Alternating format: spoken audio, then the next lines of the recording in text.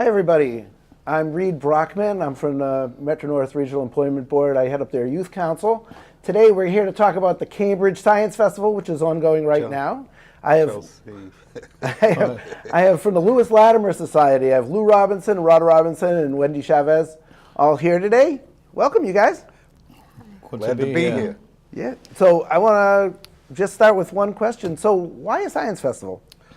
Well, the Lewis Latimer Society started in 1998. From that time, we promote the inventor and scientist Lewis Latimer, but we also promote what we call STEM, but reality is we also call it STEAM. Right. Put the arts in there So too. that's science, technology, engineering, art, and math. Right. And we've been promoting this in Chelsea and other places for some time because we reach out to underserved communities that, especially this community is underserved. And what I mean by that, we're not Cambridge, we don't have universities, we don't have other educational programs that young people here can reach into and start looking at a future, a career that's based on what the jobs are today and tomorrow. And that's centered around STEAM. Right. So you started on this line, and Wendy, you were part of this for a long time now. Want to tell us a little bit like how you started out with all the the girls STEM program? Well, I started because one of my friends from school, she said she went to this program, and I don't do anything after school, so I came to check it out at the library, and then that's when I started games with Ron and everything. And I've been with them ever games, since. What's that stand for? GAME stands for Girls, Acknowledgement, Math, Engineering, and Science. Yeah. And so that's when I was in a program. I met you a long time ago. And then he offered me to work there. So I've been working with him and collaborating on the festival for the past 3 years. Yeah. So the festival's ongoing. So far, the activities you guys have been visiting, I know one program the group has been to. I know you got a bunch of volunteers that are watching us right now. Tell us a little bit about those guys. The volunteers? Yeah. Oh, okay. Well, actually, that's in a sense a separate program. These young people that are outside, they are part of the Chelsea Summer Jobs program. So we were fortunate enough to get 4 of them, and then one of the other young people out there is a former summer jobs program. He was in the summer jobs last year. He's now working in the program. Mm-hmm. The other 4, we train, give them opportunities to pick up skills, especially based on STEM or STEAM. Just yesterday, they had a sewing class. Yeah, you're telling me about that. Yeah, and we had a woman come down and actually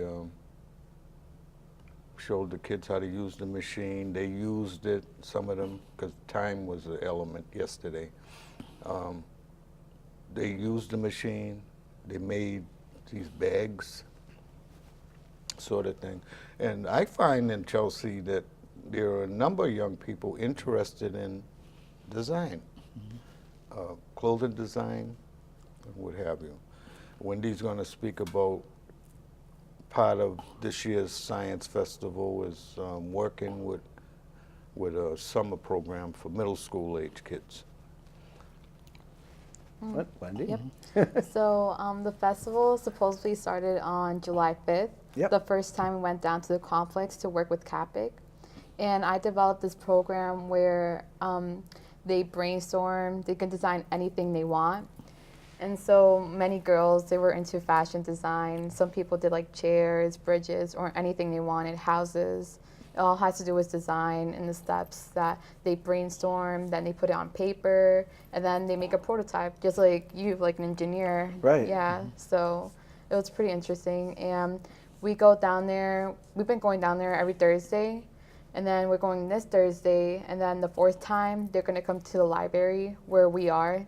to look around the museum and do a science project with them, like a science theater, since we have different machines like the electrical ball where you put your hands on, your hair stands Van de up. Graaff, Yeah, Van de Graaff generator. which is like many kids are like, and I like it too because my long hair goes. Yeah, so it's interesting. Yeah, and then they're gonna come to the festival, hopefully, to like collaborate with us and enjoy all the different activities that we're gonna have down there. Yeah. Also, in the festival, we want to see how many kids we can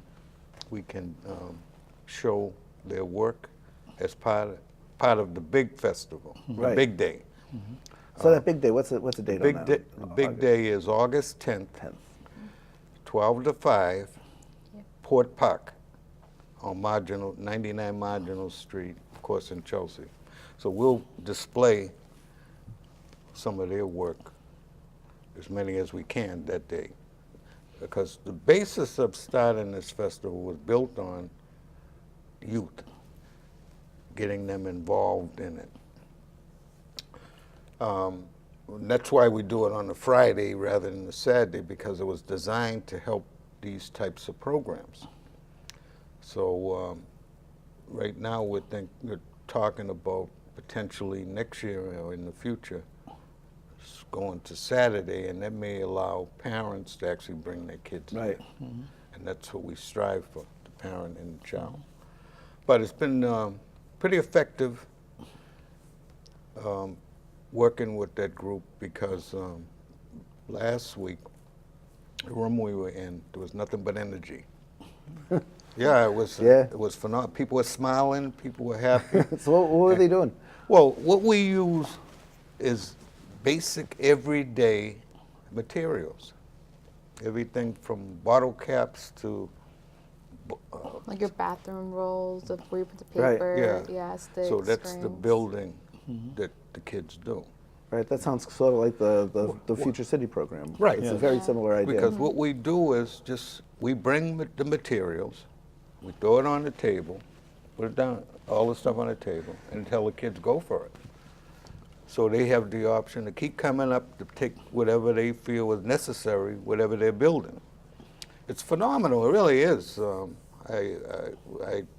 was one young girl actually made a Like a dog, like Dog. Yeah, it wraps around her and it's a string. And they pull her. They wherever. pull her. But Yeah. we're looking at get creativity and imagination. That's what we're trying to bring out in the kids. We don't tell them what to do. We just put the materials down and go for it. Then you'll find that they'll say, geez, I know one young man said he wanted to do a hovercraft. And we didn't have that type of materials. We've done hovercrafts. Last summer we went in all different parks around Chelsea, and that was one of the activities we did. How'd you make a hovercraft? We used a CD, Yep. balloon, Mm-hmm. Oh, okay. Bottle Yeah. cap. bottle cap, glue, Yep. and that was pretty effective for kids. And we gave a kit to every kid that tried it, to build one, that they can take home. Right. You know, that sort of thing. So the materials we use, as I said, are very basic, and because that's not what we're so much about what we're focusing on. It's more about bringing out these kids' creativity and let them self-discover what's inside of them, that we give an opportunity to bring out, because it's their ideas, whatever it is, you know, what they built. So it's almost a little like arts and crafts, but it's A little more like arts and crafts, but a little bit geared towards design. design, Right. big time design. It's about critical thinking. Right. It's not critical, to think critically about what are the things that's going on in your mind about making things, maybe you can make those things better, whatever you're thinking. So it's also problem solving. Yeah. Right, right. So they do. I mean, they don't just make something. They pick what they're going to make. They think it through before they're doing it. They work out the ideas, try to find the pros and cons. They do any brainstorming in the process, and then, like, do they work in groups, or are they kind of Some of them did, individuals? yeah. Some of them didn't because they had their own ideas, and someone else they wanted to combine their ideas. So Actually, quite a few of the kids worked in a team, and that's the other part. that Yeah, we that's a big piece promote. of it. That's a Yeah, good thing in the quite engineering a few process. of them. I know girls and boys, and they were working in teams to build whatever, to make whatever they were making. This is making is becoming a new form of education. I think it's a great way to do it. You learn so much. Even universities are going that Yeah, way. big I time.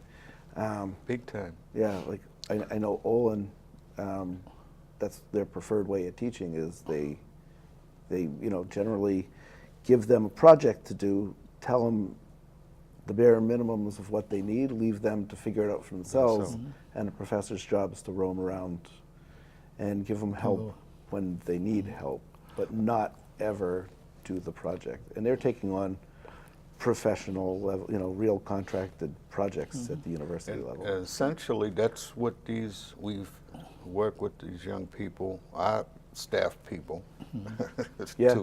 to do. You're not there to do the project for the kids. No, never. You're there to Guide them. not even guide them, more around facilitate the activity. In fact, they were individually sitting with teams and working on whatever projects their team was building. You know what I mean? The energy in that room last week, I still think about it because it was tremendous. Even the CAPEX staff to come in the room, they were smiling and their eyes were open like, wow, these kids aren't tearing up the room. They actually, not that they're bad kids or anything, but I just looked at them and they were happy, the staff.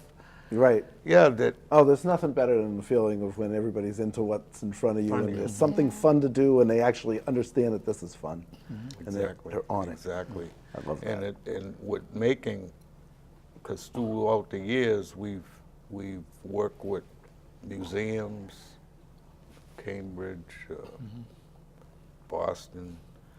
So when you're calling folks to ask if they'll participate in our festival, one of the first things people say is, "Oh, Ron, it's about making now." Yeah, I know. We've been making since we've been in the library the past 15 years. Yeah, they have. They have.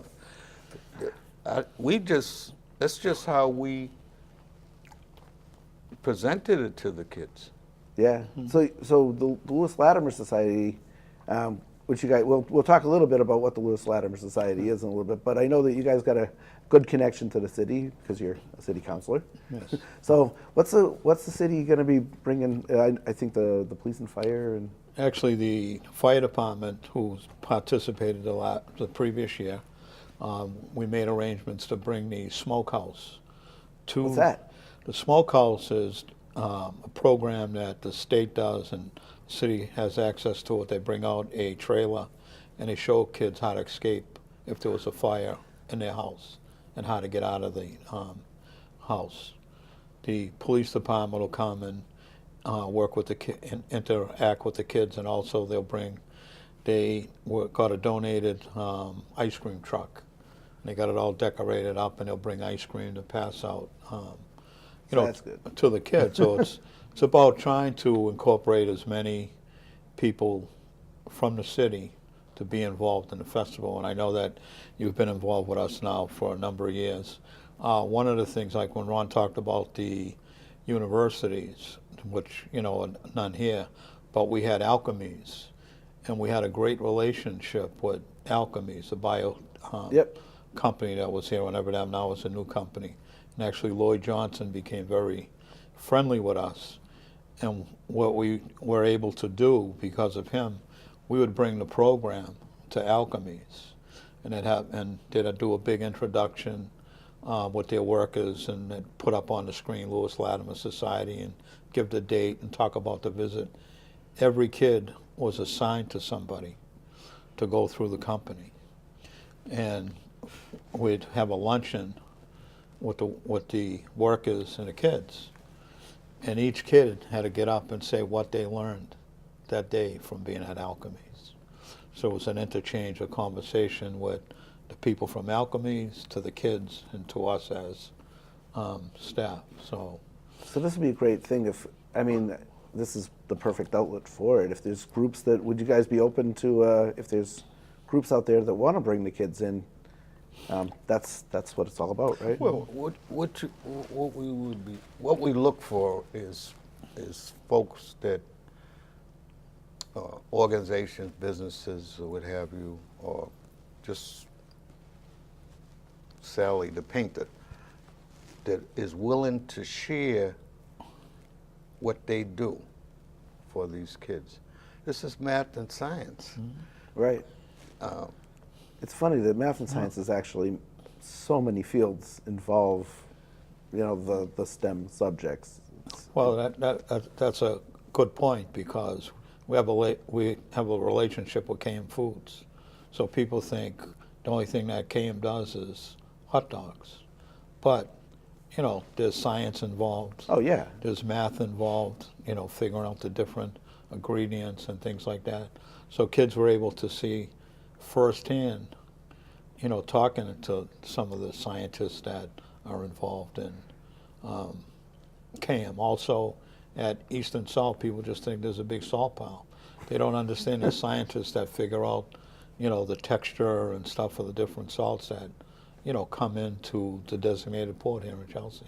Right, that's a big pile of salt. Actually, Yeah. it's the salt company. Eastern Salt? Eastern Salt. I'm sorry. Yeah.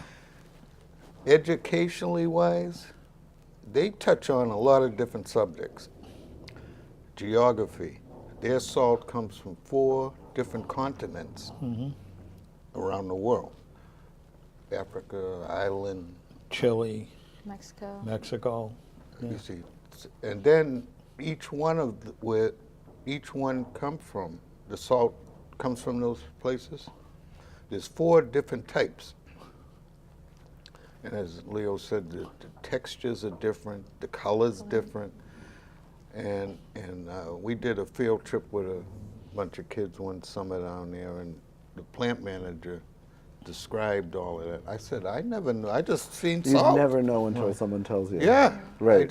So the educational situation there it's amazing.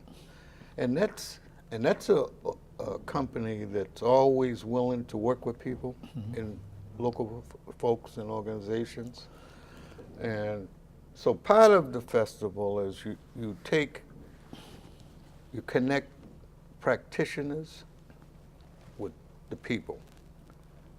Each one has their own goals, and you try to meet with those goals. And that's what the festival's about. We're giving you an opportunity to do that.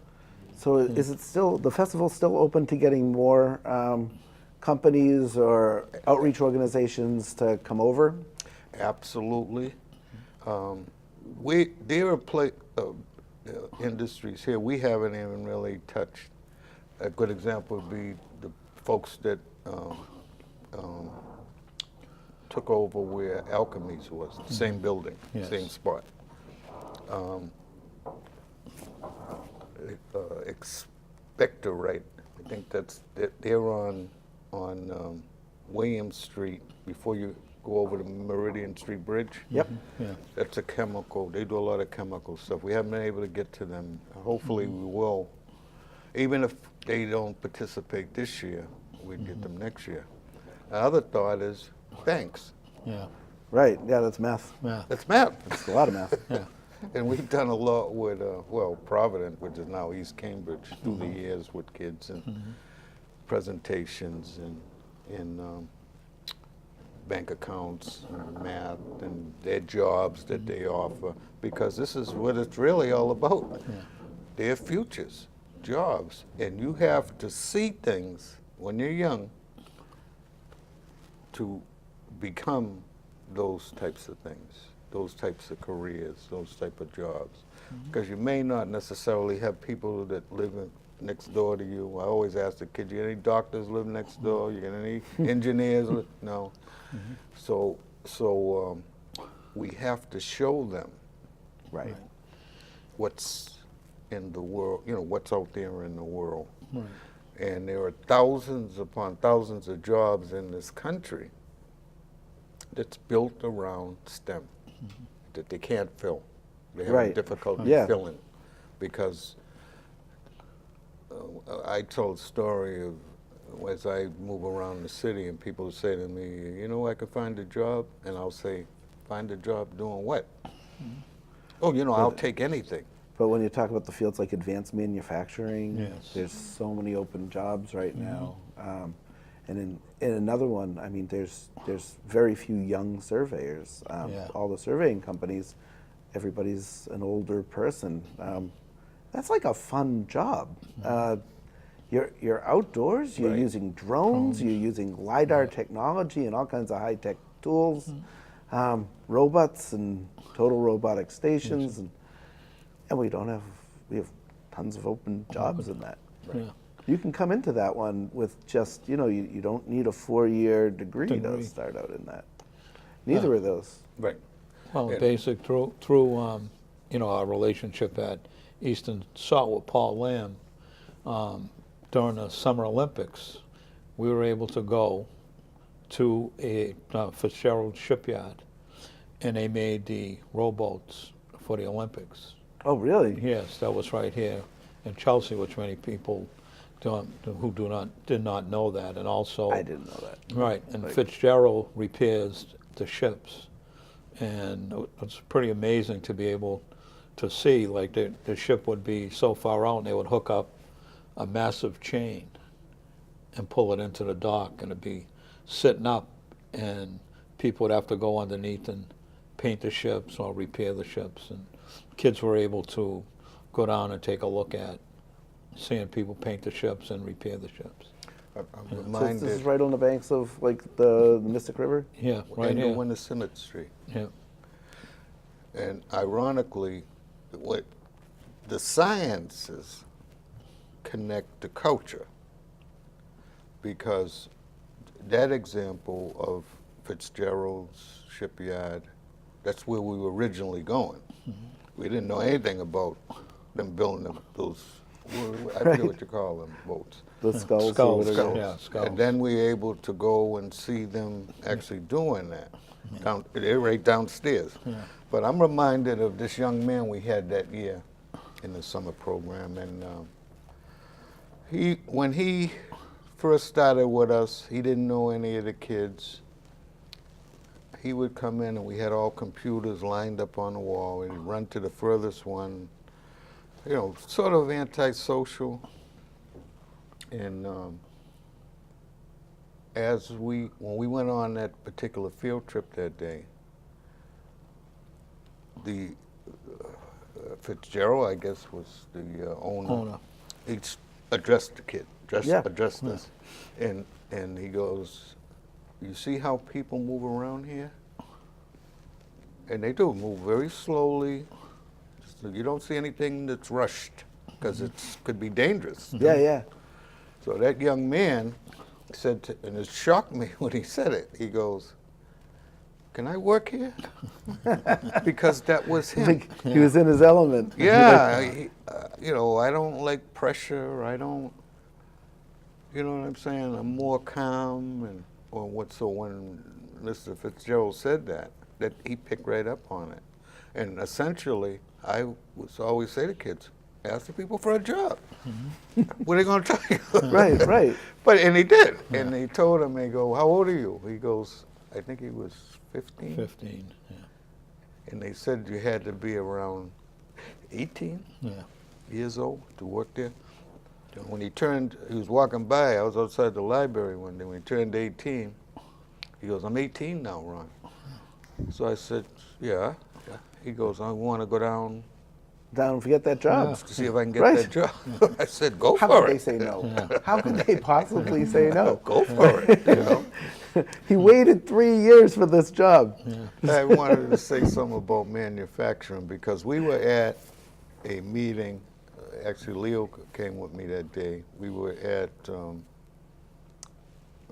I think it was the day that Metro North Regional Employment Board connected to the Boston PIC. Yeah. Oh, well, right, at the That big STEM meeting, right. And we sat at a table with a gentleman from the South Shore. And he actually owned a manufacturing business. And he was telling us, he goes, would you believe the difficulty I'm having finding workers? He paid $85,000, $75,000 a For year starts. to start. And he goes, I'm having a very difficult So time. this is advanced manufacturing, like Yeah. using what's a CNC machine. Yeah. CNC operator starting at 75,000. 75,000. It's good to know, I everybody. said, I'll try to send you, I go to him, I'll try to send you some people. Yeah. You know? But yeah, this is what this is all about. You know, we've been working with STEM for years, and the reality is you learn eventually that it's about jobs, careers. Right. Careers, And you basically. wouldn't know they exist unless someone brings you there. How would you get exposure? How would he have ever seen those skulls if he wasn't brought down to see those being made? Right. Right. You wouldn't even know the company is there. I mean, there's so many things in Chelsea that you probably don't even know are there. You know, my dad, my grandfather are from Chelsea, and you know, I wouldn't know half the things that are around. Well, it's interesting because I met a gentleman that Leo turned me on to. He had asked about history. His father being buried in Shaman Street Cemetery. cemetery. He worked for the oil company over here in Revere, East Boston line, and they're always looking for chemists and people in regards to the oil business and, you know, mixing the ingredients and understanding the combinations of Yeah.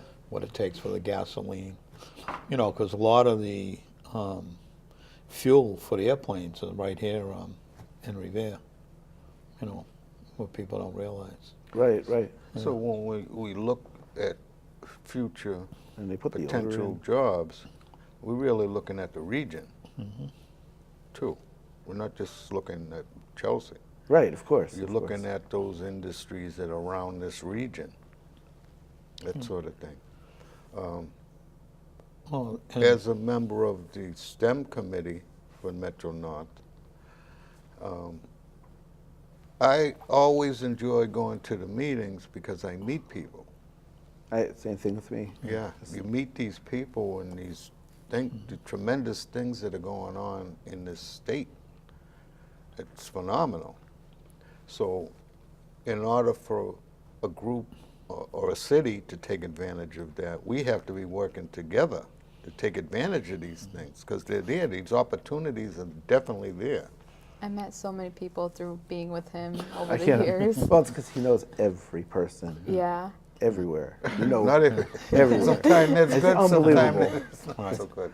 But, you know, as I say, this is always with us from day one when we started the society. And nobody knew who this Lewis Latimer was. And we obviously Yeah. was pushing for his own city to recognize the fact that you... Right. We It should is. at least for a little bit. Let's talk about Lewis Latimer.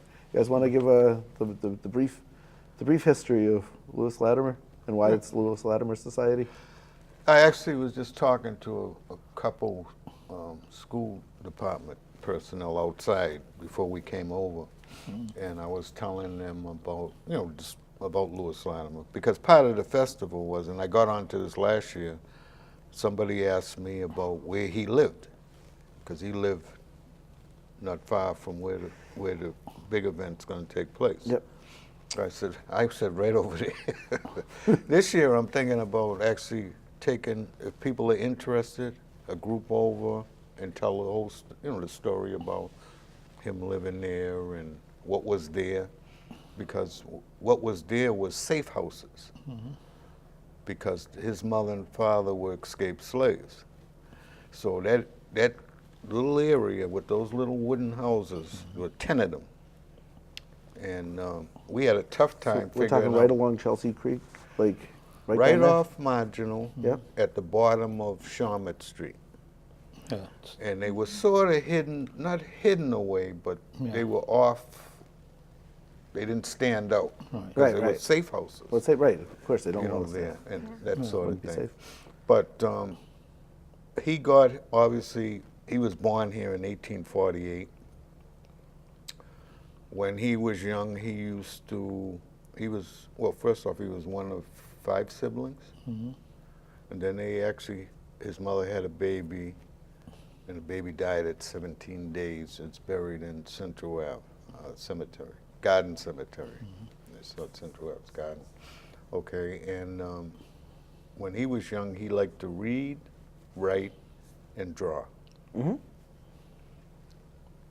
And he also sold newspapers for William Lloyd Garrison, the Liberator. That was a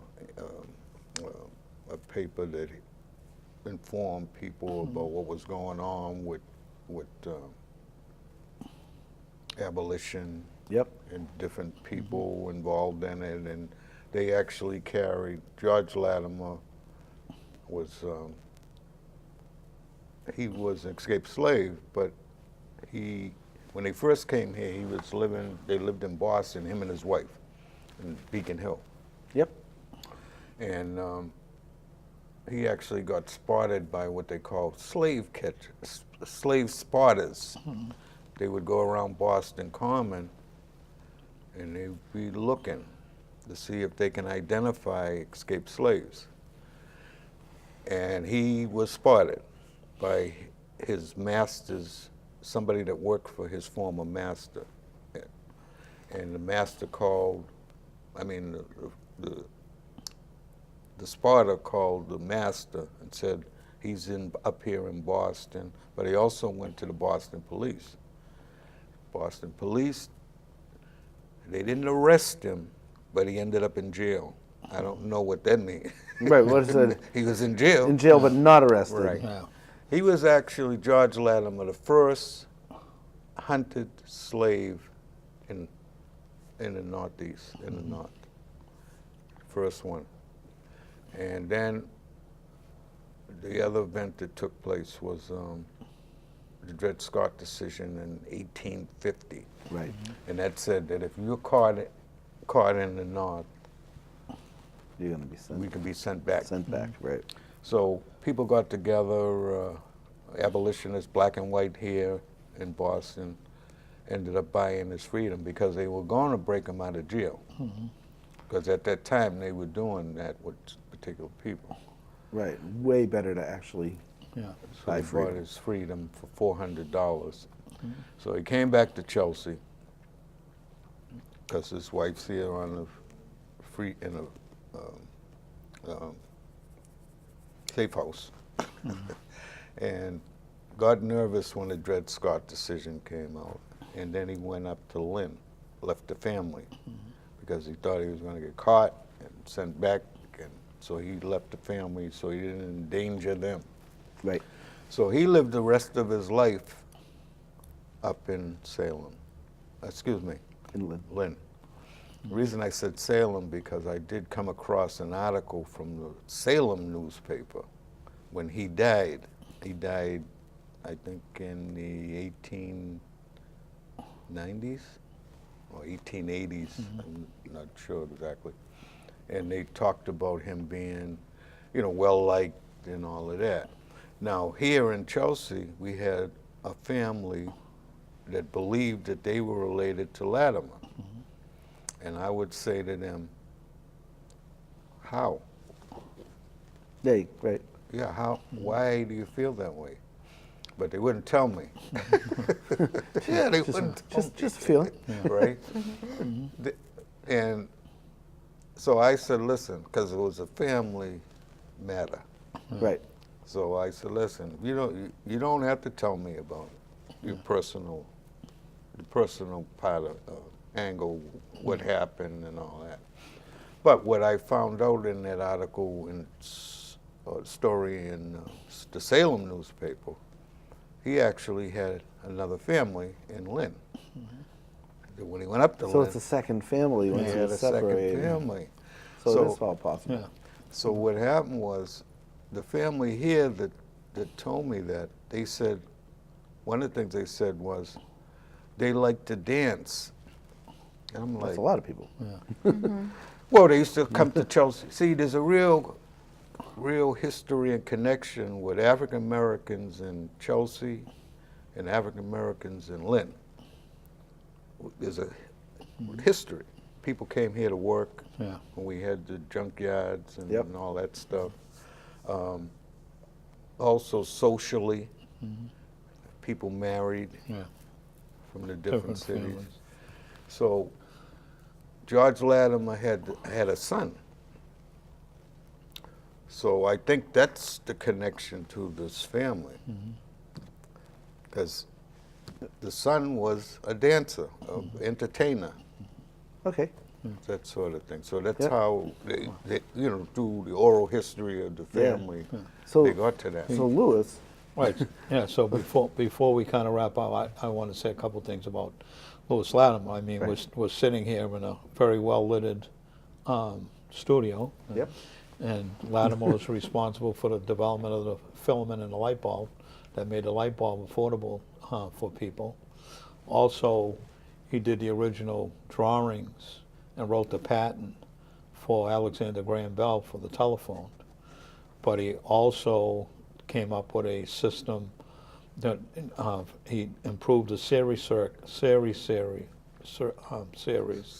parallel series. So if one light went out, the rest of them the other ones wouldn't go out. Yep. stayed on. But he also improved the toilet for the railroad. Really? Right. But he know also that. was a Edison pioneer.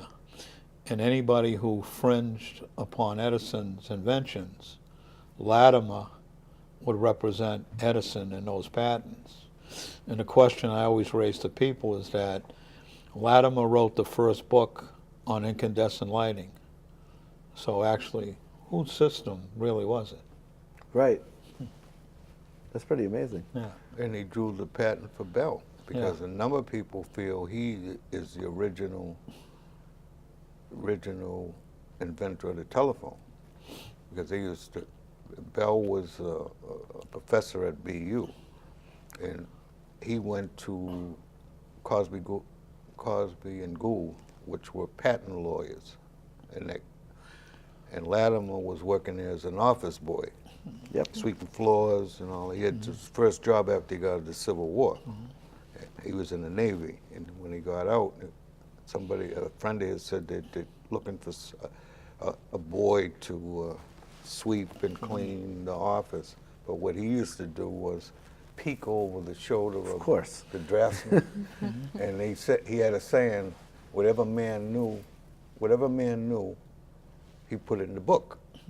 He went out and got the books and the tools that he needed to get in. A lot of that stems from him as a young person loving to draw and write. So- Because Bell just beat out another gentleman to the patent office by hours. I think I've heard that. Right. Yeah. So you want to say, well, he wrote the writing. But when he worked with Cosby and Gould, and when he was working with Alexander Graham Bell, he have a manuscript that tells the whole story from his words. Yeah. So we're very fortunate. He had a granddaughter, was the last living direct descendant. I remember that. So we were very fortunate to meet her, become friends with her. We would, in New York, there's the Louis Latimer House Museum, and we were involved in, we used to go down there a lot, and we'd talk about, address the people that were saving the house and the museum, and his granddaughter, of course, she'd call and say, they're having this, they're having that, could you come down? one of the highlights that I never forgot was one time we went down to New York for a pre-opening. The grand opening. Grand opening. Yep. And when we went, we had to stay in a hotel the night before. Okay. Because Yep. everything's So you're down 8 here. o'clock in the morning, Yeah. 9 o'clock in the morning, and we would stay in Manhattan, in the museums in Queens. Right. So now we had an hour on the train to get there.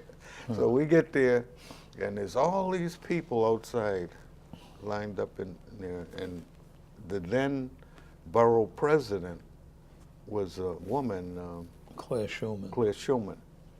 So all these people there, we're way in the back. Right. Because, you know, by the time we got there. And she goes, I'm not going to take the time to announce all of the people, you know, the politicians Yeah. and all that, but the two brothers from Chelsea, I want to, you know, thank them for coming. Yep. They came a long way. I was like, wow. That's an honor. So we had a camera when you buy. Yeah, the little portable, right? The little Portable. disposable things. Right. So we asked her when she was getting in the car, you mind taking a picture with us? She Yeah. said, oh, yeah, but I got to do it quick because I got to go. We took the picture, and then that camera, the cheap, inexpensive, never worked. Oh no! We never got No the pictures. Well, we had some real experiences here, but in New York, you know, he's huge. Yeah. So he. But think about it. I know we have to wrap up. But he started when he was a little boy. It was his creativity, his curiosity, and that's how kids are. If they get to explore and they get to be creative and they get just getting all it takes is the exposure to all the different jobs. And I love that you guys have taken what Lewis Latimer worked so hard towards, and you're bringing it to everybody in Chelsea and giving kids the experience and the exposure that if he didn't get that job working sweeping floors in just That's a lucky right. place, he might never have gotten that. Just like we're trying to give the opportunity. I really appreciate you guys for bringing that all together, and thank you to the Lewis Latimer Society for doing all this summer. One more statement. Lewis Latimer had a quote, and what he said was, "What you do today will guide you in what you're going to do in the future." Right. So he was a phenomenal man. It really has nothing to do with who he was in terms of his race. Had more to do with his mind. That's how the whole world is, and There that's you how the go. whole world should be. Right. So the So- best we can do with these young folks in our community is try to give them, as many people as we can, an opportunity to learn. Even a role model, just like A- Lewis a role Latimer. I model. totally agree. And you guys are great role models. I want to thank you guys. And thank you everybody for watching. And thank you to the Lewis Latimer Society. And the Chelsea Science Festival is going on all summer, but August 10th, everybody be there. Any groups that want to volunteer, please be there. Thank you everybody for watching, and hope to see you again soon.